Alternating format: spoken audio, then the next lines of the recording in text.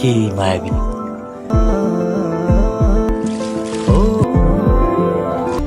এক যুবকের জীবনের গল্প এক স্বপ্নের মতোই বদলে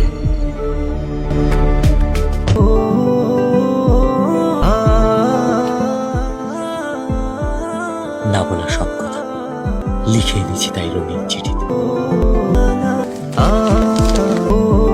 আমার লেখা প্রথম চিঠি, নাম না জানা একজনকে ঘিরে, সেই একজন যাকে আমি লিখে রাখতে চাই মনে, যার ছবি আঁকতে চাই ভালোবাসার রঙিন মনের ক্যানভাসে।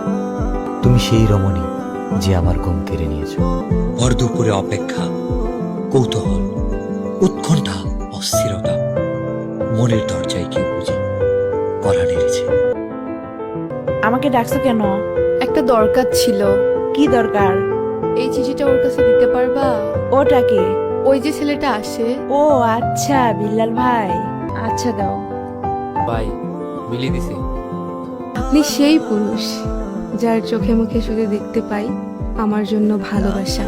হঠাৎ আমি বুঝতে পারি কেউ আমাকে মন থেকে চায় খুব করে।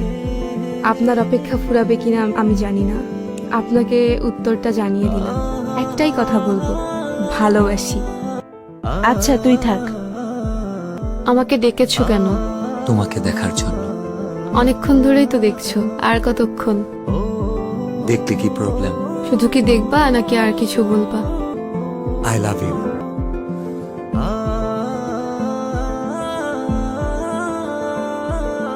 আমি কিন্তু আমার উত্তরটা পাইনি। এটা আমি আমার কাছে সারা জীবন রেখে দিব।